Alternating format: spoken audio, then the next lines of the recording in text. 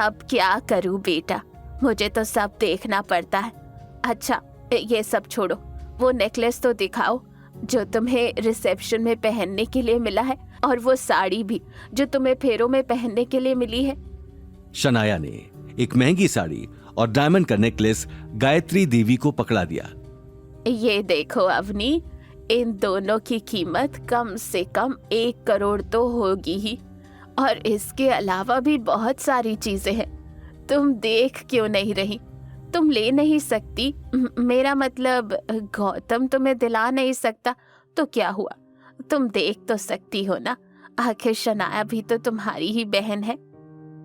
दादी सा, आज हमारे जमाई राजा कुछ बोल नहीं रहे, बड़े चुप चुप से खड़े हैं। नील की नजरें कब से गौतम पर ही थीं। उसने मौका देखते ही बात गौतम की तरफ मोड़ दी। अब ये आदमी क्या किसी से बात करेगा? इसने जिंदगी में अब तक कुछ देखा ही नहीं होगा। लेकिन कोई बात नहीं गौतम, क्या करें, अब सबकी किस्मत एक जैसी नहीं होती। नील ये बात सुनकर कोने में जाकर हंसने लगा। वहीं सिद्धार्थ ने अब तक कुछ भी कहना ठीक नहीं समझा। उसके दिमाग में ऑक्शन की ही बात चल रही थी, जब गौतम ने उस छोटे से सफेद मोती की करोड़ों में कीमत लगाई थी। वहीं गौतम अवनी को ऑब्जर्व कर रहा था। अवनी कोने में चुपचाप खड़ी थी और किसी से नजरें नहीं मिला रही थी। यह देखकर गौतम को अच्छा नहीं लगा। उसने अगले ही पल टेबल पर रखा कोल्ड ड्रिंक का ग्लास उठा लिया और बालकनी की तरफ चला गया। कुछ ही देर में अवनी भी वहां से निकलकर गौतम के पास चली गई। गौतम, आई एम सॉरी, मुझे पता ही था यहाँ ये सब कुछ होने वाला है। एक्चुअली ये लोग कभी नहीं सुधर सकते।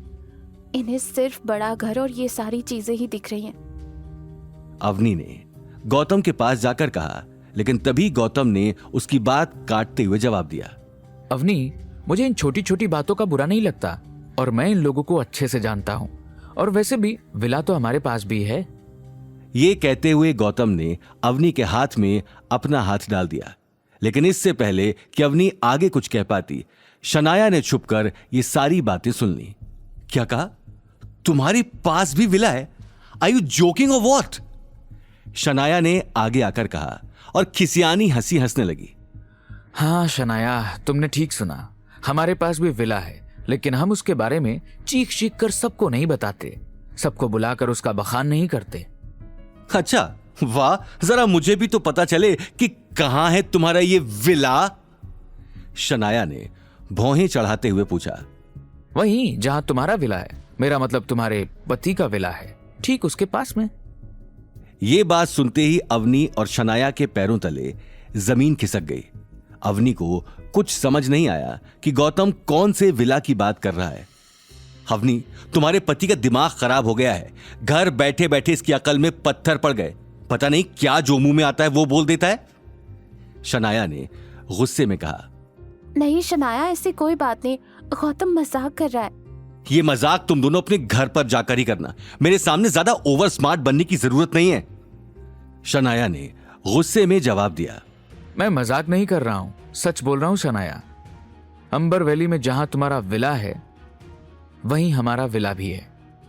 देखते ही देखते उन तीनों की बातें सुनकर सभी लोग वहां इकट्ठा हो गए। शनाया गायत्री देवी के पास होने से बहुत स्ट्रांग फील करने लगी। शनाया ने बिना वक्त गवाए सारी बात जैसे के तैसे बता दी। इस बात ने सभी को सोचने पर मजबूर कर दिया, लेकिन कुछ लोग गौतम की इस बात का मजाक भी बना रहे थे। गौतम, चलो मैं तुम्हारा विला देखना चाहती हूं। इनफैक्ट मैं ही नहीं, हम सब लोग देखना चाहते हैं। शनाया ने सभी के बीच आकर कहा। अरे शनाया, ऐसी कोई बात नहीं है। मैंने कहा ना कि गौतम मजाक कर रहा था, ऐसी कोई भी बात नहीं है। और तुम भी ना। ये बात सुनते ही शनाया एक टक गौतम की आंखों में देखने लगी। ठीक है, तुम्हारा विला न सही, मेरा मतलब जो है नहीं वो देखने नहीं जा सकते, लेकिन मेरा विला देखने तो तुम चल ही सकती हो ना। शनाया ने अवनी के पास आकर कहा। शनाया की बदली हुई आवाज और चेहरे पर मुस्कान देखकर गौतम और अवनी सोच में पड़ गए, क्योंकि थोड़ी देर पहले ही शनाया का चेहरा गुस्से में लाल था। आगे की कहानी जानने के लिए। देखिए अगला एपिसोड सिर्फ पॉकेट एफएम के यूट्यूब चैनल पर और रॉयल वारिस के सारे एपिसोड्स को सुनने के लिए डिस्क्रिप्शन में दी लिंक से डाउनलोड करें पॉकेट एफएम ऐप।